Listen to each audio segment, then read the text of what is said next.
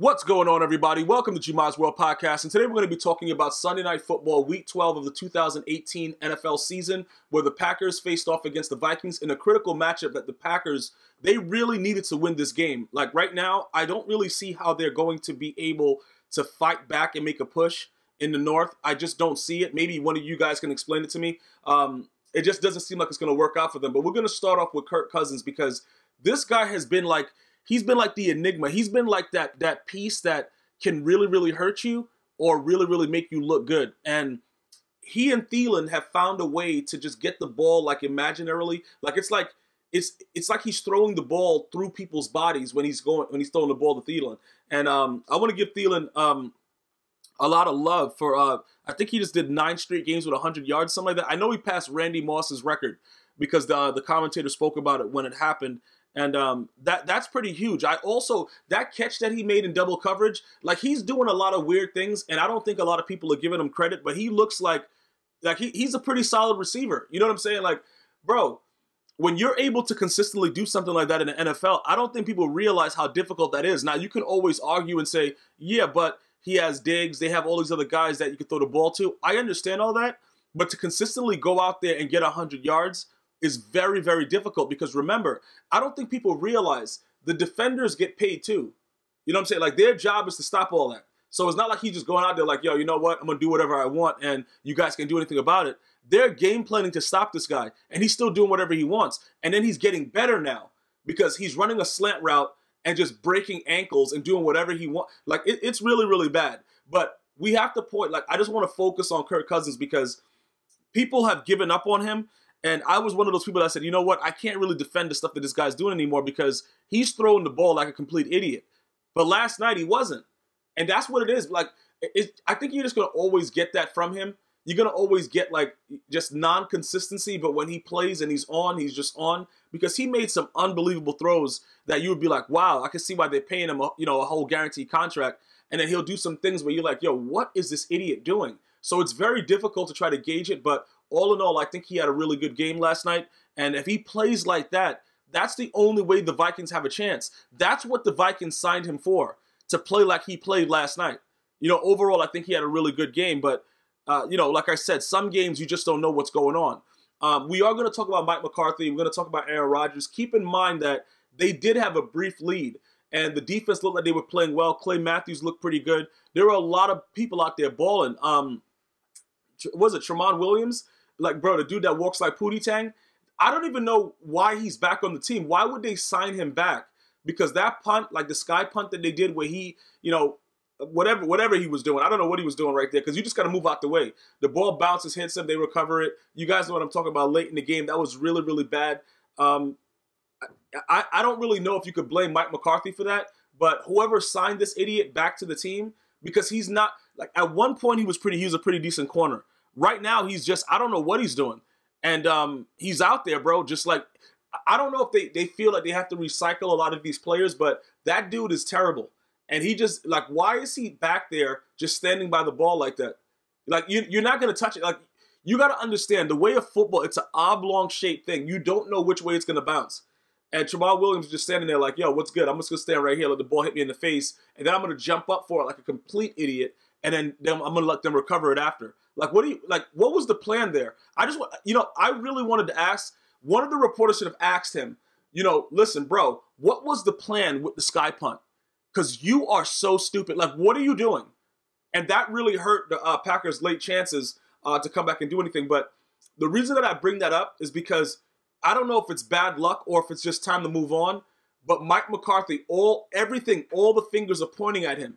And it's very, like, I don't know if it's fair because some of the things aren't fair. I think that he has made decisions this season that has adversely affected the Packers.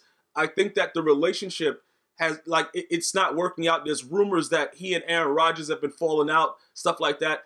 You know that the franchise is going to side with Aaron Rodgers. McCarthy it's very, very difficult. The same thing that happened with the Patriots, where Tom Brady was able to stay and Bill Belichick just had to swallow his pride, whatever. Robert Kraft got involved. This is a very difficult situation right here because you can't really say, like, is it really all his fault? It can't be all Mike McCarthy's fault. You know what I'm saying? Like, it just can't. Aaron Rodgers hasn't played well every single game. I know you know, like you have to understand that the head coach gets paid to keep everything together. So once everything starts going crazy, I understand it's a business, bro. You gotta go. I understand all that, but I want to be very, very clear. Sometimes it's like, yo, that's kind of wrong what they're doing, and then sometimes you're like, you know what, that guy needs to get fired. And I told you guys the way I feel about it. All right, when Eddie Lacy came into camp and he looked like the blimp from Michelin, like you. At that point, as a head coach, when you let him start and you let him play, that right there is letting me know that you don't care about the team. Now, you guys can argue and say, yeah, but what about the bus, Jerome Bettis and stuff like that? Jerome Bettis was quick on his feet. He was just a big body dude. And remember, he was able to still make plays. You see what I'm saying? Like Eddie Lacy, yeah, you can make some plays here and there, but he was just, people looked at it, he was a joke. That's what Eddie Lacy was. Jerome Bettis, in my opinion, was never looked at as a joke. And, you know, when he was with the Steelers and he's running the ball and stuff like that, that was guaranteed yardage. It wasn't like, you know, people are like, yo, look at that fat guy over there. They didn't do it like that. This guy, Eddie Lacy, came in looking straight up like he just had a whole buffet, bro. And they just let him go out there and play. He was so bad that he had to be signed with certain prerequisites, bro, when he went to the Seattle Seahawks, because he was that big that they were like, yo, listen, you can't have the buffet more than 6 times a week, bro. He's like, nah, I need 7. And then eventually they cut him. Those kind of things I look at as years being taken away from Aaron Rodgers. As crazy as it sounds, you can't have that fat guy out there as the running back, because remember, that's not a threat. Eddie Lacy on a wide open run, I don't know if you guys remember that. Was it the playoffs? I can't remember bro, the dude was running the ball for like 20 minutes, no lie, and didn't go anywhere.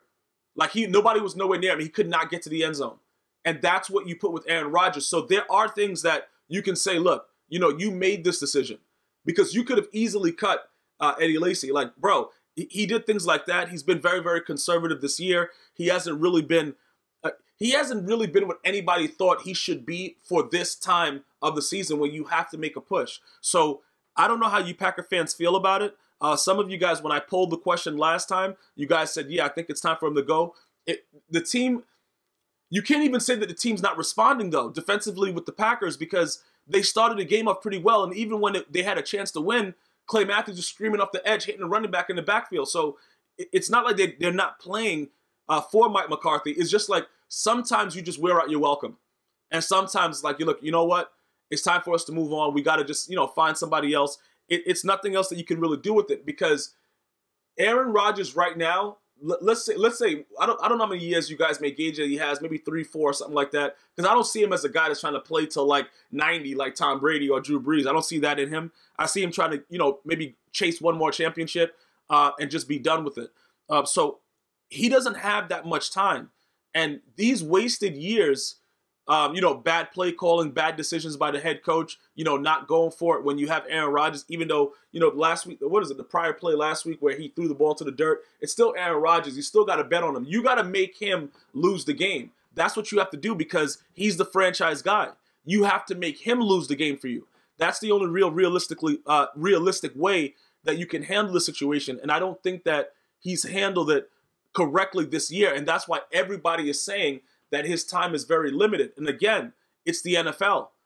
I don't think he's like on a Hugh Jackson level where it's like, oh my God, this guy sucks. Like, you know, it's not like that. But I just think that they need to move and part ways. That's why I'm not really saying like, yo, bro, this guy has to. He's not like Marvin Lewis, Todd Bowles, like these guys that just have to, bro, they have to be relieved of their duties as soon as possible. He's not like that, but it does look like there's a disconnect.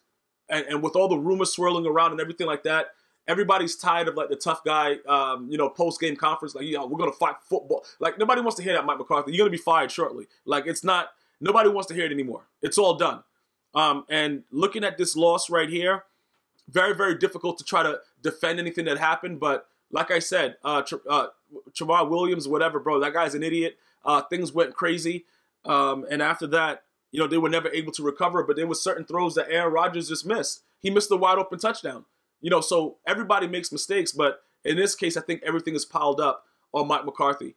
I would love to hear what you guys think in the comment section. Let me know what's going on. Be sure to tune in for Monday Night Football's recap by tomorrow. Thank you guys so much. You Might As Well podcast. See you guys and girls next time. One love.